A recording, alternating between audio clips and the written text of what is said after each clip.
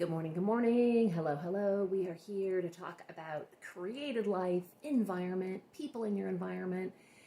Man, do we have some people in our environment right now, right? Like we're probably typically not in these close quarters.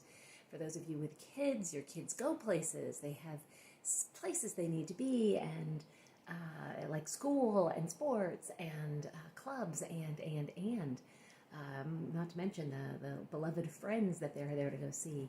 For those of you college students, they are not supposed to be here. They're supposed to be at school. And for those of you who don't spend 24/7 with your spouse, wow, can it be a fascinating time to be married. And for those of you alone, all you want is to have some of these people in your life. So I just want to really speak to supporting people during this time and, the whole impact of created life.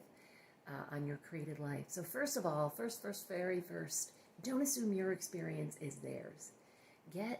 So just because you have a particular way, I live with 3 introverts. These introverts, they're doing just fine with this.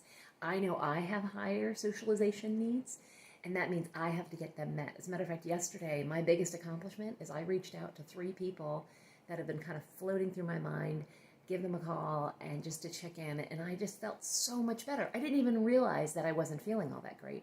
Only once I hung up from that first conversation, I was like, oh my gosh, I needed some people. I needed some connection. I needed to hear what was going on. I needed to know what was happening with some people. And what was interesting about that, and I shouldn't even say that it's interesting because it's how I know the universe works, in the midst of that, a great, great friend of mine who I don't speak with a lot, but she's a great friend of mine from Columbus, my best friend from when we lived there 20 years ago, sent me a text, and she's packing up to move, and found this card that I'd written her, and she sent me the text and the picture of the card, and it just it made me cry all over again because it was a text of it was a card of appreciation for who she is in my life. So hey, that's another great idea. Take a moment. People are going to their mailboxes. They're hungry for anything. Scrounge up a piece of paper and an envelope and a stamp and write some people some personal notes. You'll feel great, and they will love discovering it in their mailbox. And then going back to the thing at the top of the conversation, don't assume that your experience is everyone else's. Really check in with the people in your life about what it is that are, especially if you're in close quarters, about how it's going for them. What do they need? It might be important to put some new boundaries in, or it might be time to create more scheduled socialization time. I've been thinking, and I haven't sprung this on my family yet, but I've been thinking it might be good to schedule a game night for this weekend, because they are so good at being off on their own thing that it's really easy for the 4 of us to not, we came together at dinner last night, but it was quick because Elliot had someplace to go, and I had someplace to go, i.e. connect with friends on his computer.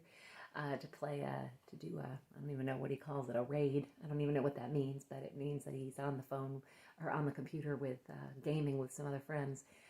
Anyway, so actually putting it on the calendar that you're going to spend some time that's structured and intentional.